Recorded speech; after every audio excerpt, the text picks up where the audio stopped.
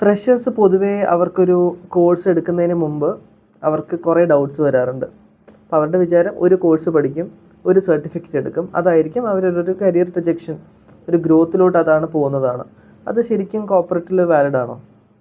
ആദ്യത്തെ ലെവലിൽ നോക്കിക്കഴിഞ്ഞാൽ കറക്റ്റാണ്. ആദ്യം നമ്മൾ പഠിക്കുന്നത് ഇപ്പം ഒരു ഞാൻ SAP FI കൺസൾട്ടൻ്റ് ആണ്. അപ്പം SAP FI ആയിരിക്കും നമ്മൾ ആദ്യം പഠിക്കുന്നത്. പക്ഷേ SAP യുടെ തന്നെ ഒരു രജിസ്ട്രി നോക്കിക്കഴിഞ്ഞ് കഴിഞ്ഞാൽ നമ്മൾ അവിടെ അല്ല നിൽക്കുന്നത്. ഇപ്പം ആ ഒരു കോർപ്പറേറ്റ് ലെവലിൽ നോക്കിയാൽ SAP ആർക്കിടെക്റ്റ് എന്നുള്ള ലെവലിലാണ് നമ്മൾ ആദ്യം പോകുന്നത്. അപ്പോൾ പല പല സ്റ്റേജസ് കഴിഞ്ഞിട്ടായിരിക്കും ഒരു ആർക്കിടെക്റ്റ് ആവുന്നത്. അപ്പോൾ പ്രോപ്പർ ഇപ്പോൾ SAP കൺസൾട്ടൻ്റ് എന്ന് പറയുമ്പോൾ നമ്മളൊരു കമ്പനിക്ക് വേണ്ടിയിട്ട് SAP എന്ന് പറഞ്ഞ പ്രോഡക്റ്റ് കസ്റ്റമൈസ് ചെയ്ത് കൊടുക്കുകയാണ്. അതാണ് മെയിനായിട്ട് ഒരു കൺസൾട്ടൻ്റിൻ്റെ റോൾ വരുന്നത്. അപ്പം അവിടെ FI മാത്രമല്ല, പല ഇപ്പോൾ ആക്ടിവിറ്റീസ് ഒരു കമ്പനി എടുത്തു കഴിഞ്ഞാൽ മാർക്കറ്റിംഗ് ഉണ്ട്, പർച്ചേസിംഗ് ഉണ്ട്, സെയിൽസ് ഉണ്ട്. അപ്പോൾ as A consultant you should know the other areas also. ആ ഒരു കമ്പനിയിൽ ഏതൊക്കെ ഫങ്ഷൻസ് ആണ് വർക്ക് ചെയ്യുന്നത്, അതിൻ്റെ ഒരു ബിസിനസ് ആംഗിളിൽ നിന്ന് മനസ്സിലാക്കിയിട്ട് ഒരു ആ പ്രോഡക്റ്റിനെ കസ്റ്റമൈസ് ചെയ്ത് അവരുടെ റിക്വയർമെൻറ്റ് അനുസരിച്ച് വേണം ഒരു SAP കൺസൾട്ടൻറ്റ് കൊടുക്കേണ്ടത്. അപ്പോൾ എന്താ നടക്കാന്ന് വെച്ചാൽ അവിടെ എല്ലാ ഇതും മനസ്സിലാക്കി പോകണമെങ്കിൽ ചിലപ്പം അവർക്ക് പല പല സർട്ടിഫിക്കേഷൻസ് അല്ലെങ്കിൽ പല പല മൊഡ്യൂൾസിനെ പറ്റി മനസ്സിലാക്കേണ്ടി വരും.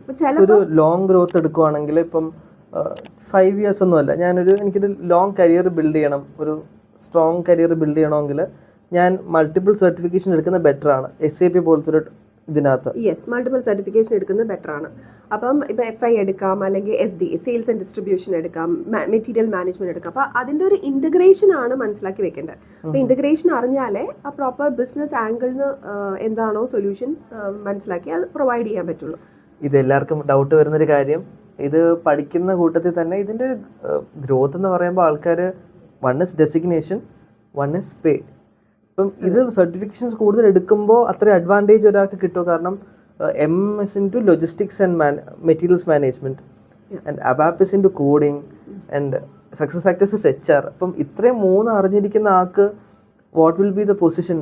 ലൈക്ക് ഇത് ഇപ്പോൾ പറഞ്ഞ എല്ലാം ഡിഫറെൻറ്റ് പ്രോഡക്ട്സ് ആണ്. ഇപ്പോൾ SAP SF എന്ന് പറയുന്ന SuccessFactors കംപ്ലീറ്റ് ചെയ്ത ഡിഫറെൻറ്റ് പ്രോഡക്റ്റ്. അപ്പോൾ എല്ലാം ആ ഒരു ലെവലിൽ അറിഞ്ഞില്ലെങ്കിലും ഇപ്പോൾ ബേസിക് ആയിട്ട് ഇപ്പോൾ FI, SD, MM ഈ 3 കുറേ കണക്റ്റഡ് ആണ്. ബിക്കോസ് ലോജിസ്റ്റിക്സ്, സെയിൽസും ഫിനാൻസും ഇതാണ് മെയിൻ ആയിട്ട് ഒരു കമ്പനിയിൽ വേണ്ട ഫസ്റ്റ് ഫ്രെയിം വർക്കിൽ വരുന്ന കാര്യങ്ങൾ. അപ്പോൾ ഇതിൻ്റെ 3 സർട്ടിഫിക്കേഷൻ ഉണ്ടെങ്കിൽ അത് എന്തായാലും ഒരു ആഡഡ് അഡ്വാൻറ്റേജ് ആണ് ആ ഒരു പേഴ്സണ്. അപ്പോൾ എന്തായാലും അത് ഫിനാൻഷ്യലി ഓൾസോ അത് ഒരു ഹയർ ഇതിലേക്ക് പോകുമ്പോൾ, ആർക്കിടെക്ട് ലെവലിലേക്ക് പോകുമ്പോൾ നല്ലൊരു പേ സ്കെയിലായിരിക്കും. അപ്പോൾ ഇറ്റ്സ് നോട്ട് ജസ്റ്റ് ഒരു ജോബ്, ഫസ്റ്റ് ഒരു ജോബ് നമുക്ക് കിട്ടുന്നു FI ആയിട്ട്, പക്ഷേ then it's gonna take a next level എന്ന് പറയുന്നത് ഒരു കരിയർ തന്നെയാണ്. ആ ഒരു പാത്ത് ശരിക്കും ആർക്കിടെക്ചർ സ്കോപ്പ് എന്ന് പറയുമ്പോൾ this will be like for big projects. നമ്മുടെ കൺട്രിയിലുള്ള വലിയ പ്രോജക്ട്സ് ആയിരിക്കും ഓർ എബ്രോഡ്? ലൈക്ക് എങ്ങനെയാണ് അതിൻ്റെ ഡയമെൻഷൻ വരുന്നത്?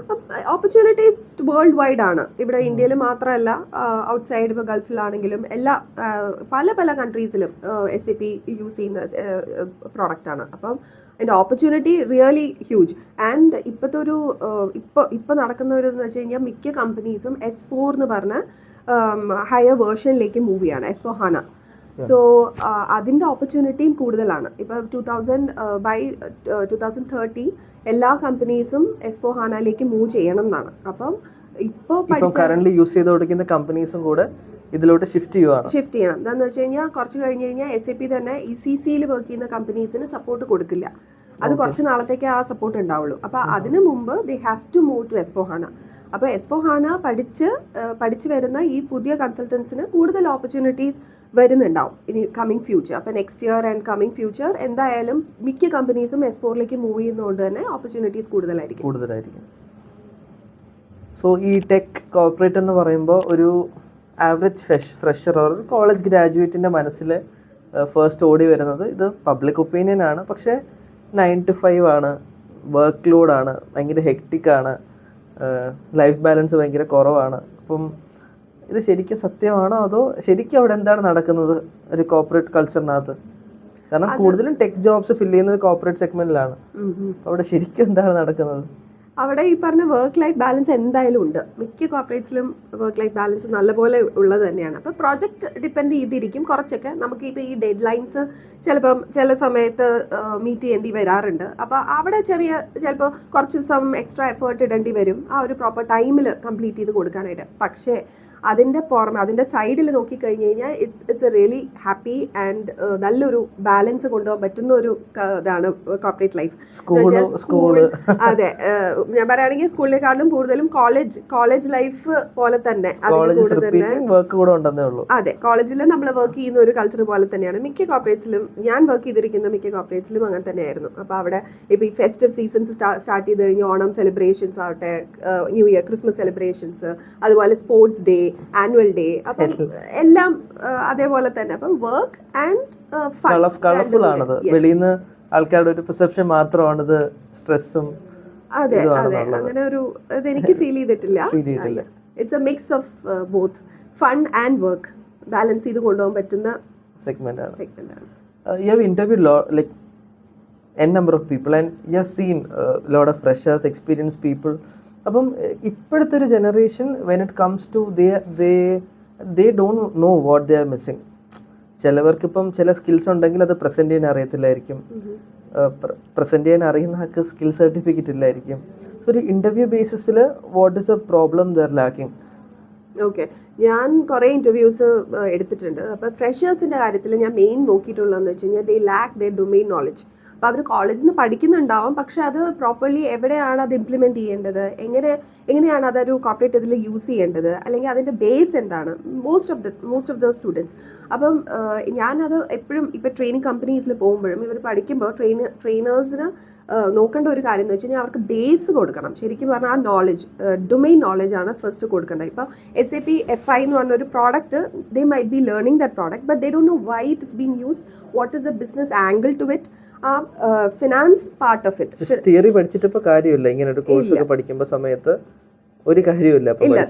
തിയറി മാത്രം പഠിച്ചിട്ട് കാര്യമില്ല, പക്ഷെ അത് എങ്ങനെ ഇംപ്ലിമെന്റ് ചെയ്യണം, എന്താണ് അതിന്റെ ബിസിനസ് ആംഗിൾ എന്ന് മനസ്സിലാക്കാതെ ആ പ്രോഡക്റ്റ് പഠിച്ചിട്ട് കാര്യമില്ല. It's both vase. ആ ഡൊമെയിൻ നോളജും വേണം, അതുപോലെ SAP എന്ന് പറഞ്ഞ ആ പ്രോഡക്റ്റ് എവിടെയാണ് യൂസ് ചെയ്യുന്നത് അതിന്റെ ബിസിനസ് പാർട്ട് പ്രോസസ് കൂടെ മനസ്സിലാക്കി വെച്ചാലേ അത് പഠിക്കാൻ പറ്റുള്ളൂ. അത് ഈവൻ ഫങ്ഷണൽ ആയിക്കോട്ടെ അല്ലെങ്കിൽ ടെക്നിക്കൽ ആയിക്കോട്ടെ. ഇപ്പം ABAP ആണ് നമ്മൾ SAPയുടെ പ്രോഗ്രാമിംഗ് ലാംഗ്വേജ്.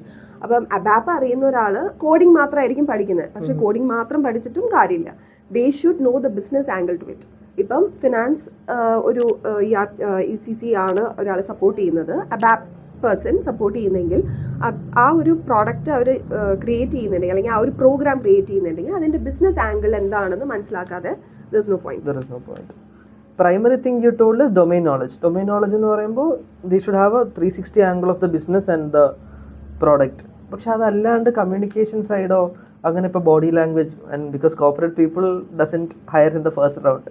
നിങ്ങൾ മിനിമം ഒരു 3 റൗണ്ട് കഴിഞ്ഞിട്ട് ഒരാളെ എടുക്കത്തുള്ളൂ. അപ്പം അവിടെ എന്തൊക്കെയാണ് മോസ്റ്റ്ലി പീപ്പിൾ നോക്കേണ്ട കാര്യങ്ങൾ?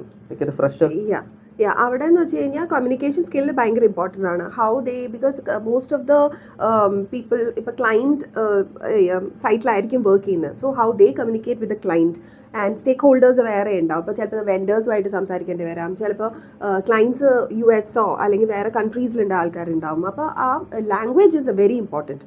ആൻഡ് സോഫ്റ്റ് സ്കിൽസ് നമുക്ക് വേറെ ഇപ്പോൾ പ്രസൻറ്റേഷൻസ്, ഇപ്പോൾ PPT വഴിയായിരിക്കും മിക്കവാറും നമുക്ക് പ്രസൻറ്റേഷൻസ് ഉണ്ടാവുക.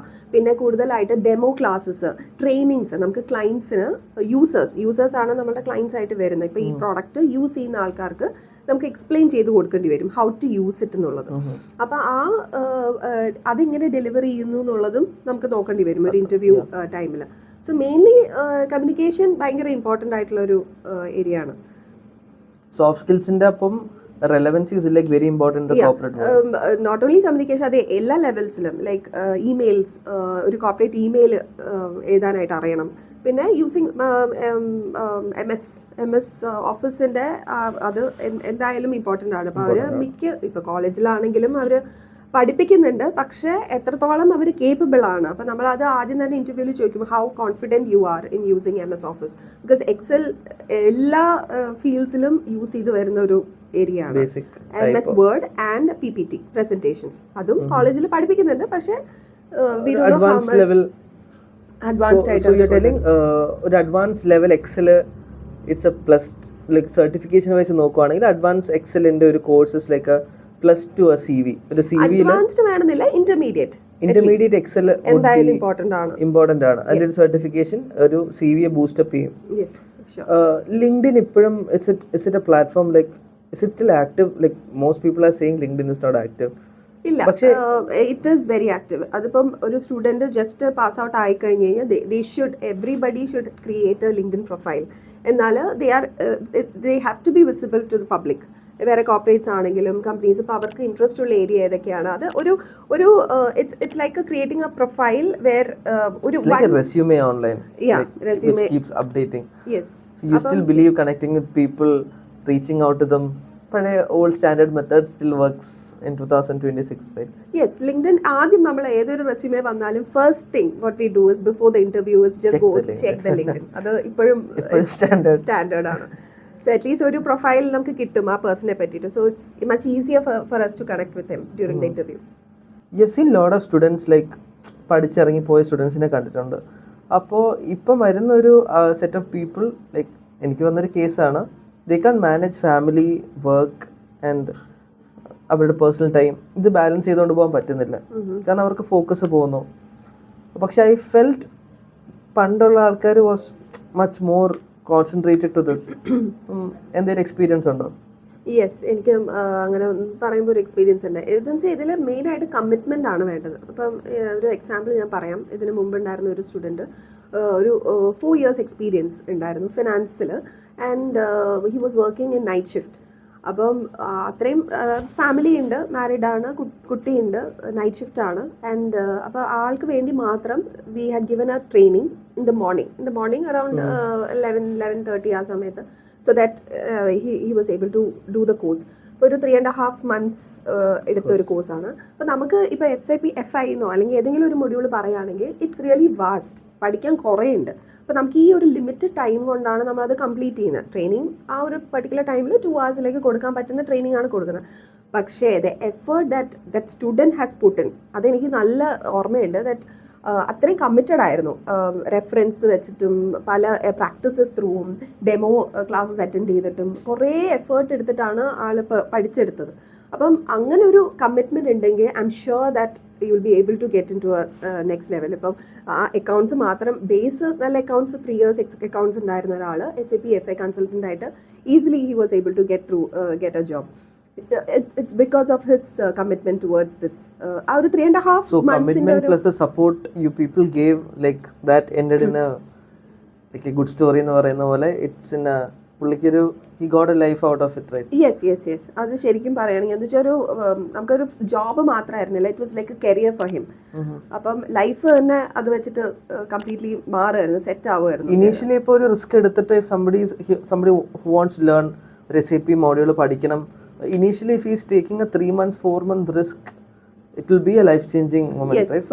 For sure എന്തായാലും 4 months ടൈം ഭയങ്കരമായിട്ട് നമുക്ക് എഫേർട്ട് ഇട്ട് പഠിക്കേണ്ട സമയം തന്നെയാണ്. ആ സമയം കൊണ്ട് അത് പഠിച്ചെടുക്കാൻ പറ്റുമെങ്കിൽ then അത് ഇവിടെ പഠിപ്പിക്കുന്ന ഒരു പ്രാക്ടീസ് എന്ന് പറഞ്ഞു കഴിഞ്ഞാൽ നമുക്ക് ലൈവ് ഒരു ഇംപ്ലിമെൻറ്റേഷൻ ഇതിലേക്കാണ് അവർ ഇടാൻ പറ്റുക. ഒരു 3.5 months ഇത് പഠിച്ച് അവർക്ക് തന്നെ കുറേ പ്രാക്ടിക്കൽ സെഷൻസ് കൊടുക്കുന്നുണ്ട്. റിയൽ സിനാരിയോ വെച്ചിട്ടാണ് പഠിപ്പിക്കുന്നത്. അപ്പോൾ അവർക്ക് ഡയറക്റ്റ് ആയിട്ട് ഇൻ്റർവ്യൂ കഴിഞ്ഞ് ഡയറക്റ്റ് ആയിട്ട് ഒരു പ്രോജക്റ്റിൽ തന്നെ വർക്ക് ചെയ്യാൻ പറ്റും.